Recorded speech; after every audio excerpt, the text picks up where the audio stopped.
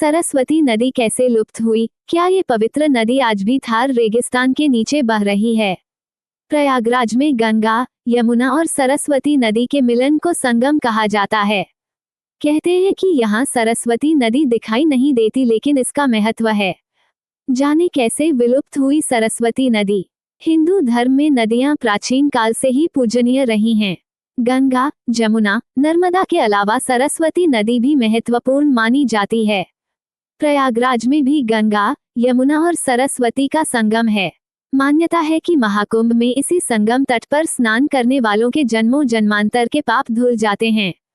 त्रिवेणी पर गंगा यमुना तो दिखती हैं, लेकिन सरस्वती नदी नजर नहीं आती। आखिर कैसे लुप्त हुई सरस्वती नदी? क्या ये पवित्र नदी आज भी थार रेगिस्तान के नीचे बह रही है? जाने इन्हीं सवालों के जवाब। वेदों में सरस्वती नदी। वैदिक धर्म ग्रंथों के अनुसार धरती पर नदियों की कहानी सरस्वती से शुरू होती है। ऋग्वेद और महाभारत जैसे ग्रंथों में सरस्वती नदी का जिक्र है। ऋग्वेद के नदी सूक्त में कई नदियों का वर्णन है, लेकिन इसके एक सूक्त में सरस्वती नदी को नदीत्मा कहा गया है। नदीत्मा का अर्थ है नदियों में सबसे उच्च और पवित्र।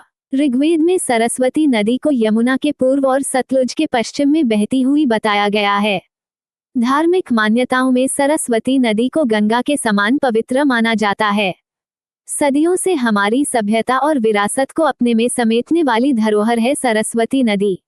शास्त्रों की विरासत को खुद में समेटे रखने वाली ये वो नदी है जिसके किनारे सबसे पहले सभ्यता जन्मी। कैसे विलुप्त हुई सरस्वती नदी? सरस्वती नदी का उद्गम स्रोत हिमालय है, लेकिन इसके निशान गुजरात, हरियाणा और पंजाब से लेकर राजस्थान तक मिलते हैं। ये हैरान करने वाली बात है कि इतनी विशालकाय नदी आज कुछ स्थानों पर सिर्फ एक पतली धारा बनकर नजर आती है। सरस्वती नदी विलुप्त होने का कारण भूगर्भीय बदलाव हो सकता है। कुछ लोग आज भी मानते हैं कि सरस्वती नदी धरती के नीचे बहती है। थार के रेगिस्तान में खोज के दौरान मिली नदी को सरस्वती नदी माना जाता है। रामायण में भी सरस्वती नदी का जिक्र। सरस्वती च गंगा च युग्मेन प्रतिपद्य च उत्तरान वीरमत्स्याना भारुंडम प्रविष्टवनम। इस श्लोक के अनुसार वाल्मीकि रामायण में जब भरत कैकय देश से अयोध्या पहुंचते हैं, तब उनके आने के प्रसंग में सरस्वती और गंगा को पार करने का वर्णन है। सरस्वती नदी को मिला श्राप। पौराणिक कथाओं के अनुसार कहा जाता है कि महाभारत काल में सरस्वती नदी को दुर्वासा ऋषि से यह श्राप मिला था कि वो कलयुग आने तक वह लुप्त रहेंगी। कल की अवतार के बाद भी उनका धरती पर आगमन होगा।